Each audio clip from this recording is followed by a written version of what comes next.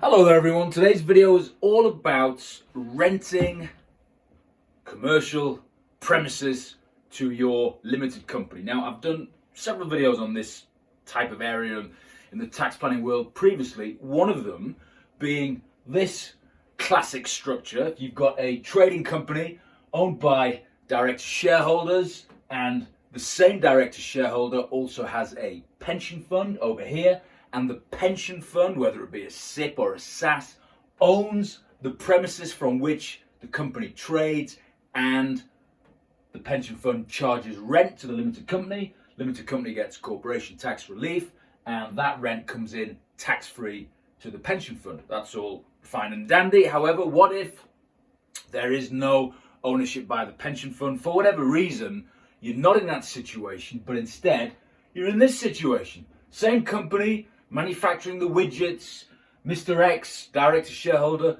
but instead he owns the building separately over here. So it's not a pension wrapper, but he owns it. Nevertheless, he still owns this commercial premises from which the company trades. Now,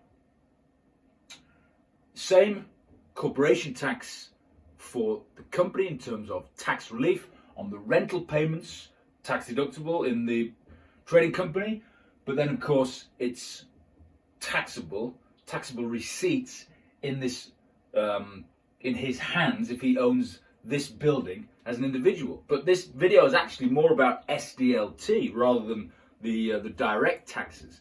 So you may say, well, okay, so what SDLT on? We were just talking about rent. Now here's the rub. Most people are familiar with the fact that SDLT is payable when you purchase a building, whether it be residential or commercial. There's different rates applied to both. But people either don't know or forget that actually SDLT is also in play when you rent buildings.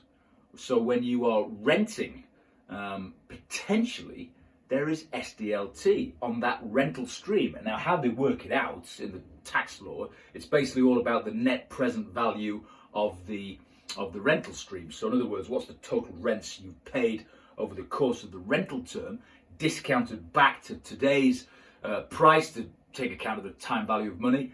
And if it's over a certain amount, there is actually SDLT on that rent. So that's the last thing that you would want, I would suspect, if you're this individual with this setup here and there is charging rent from a commercial building that he owns to his limited company, doesn't want to be paying SDLT on the rent. It's bad enough that he probably paid SDLT when he bought the thing in the first place. So how can he avoid it? Well, license to occupy. Instead of having a rental agreement, simply put in place a license to occupy the premises.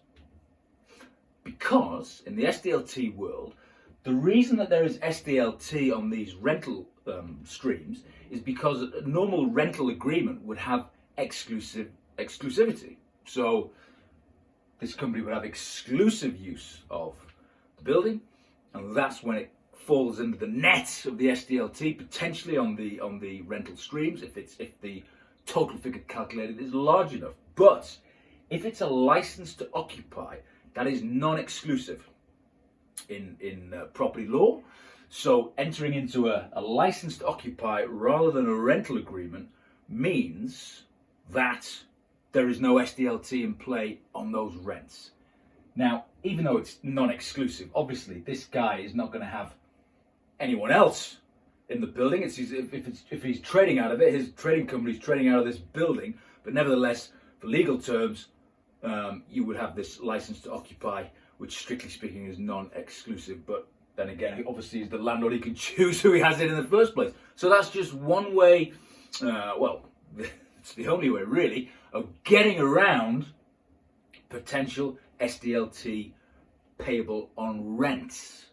So I hope you found that video interesting. If you did, please do hit the subscribe button, and I'll see you soon.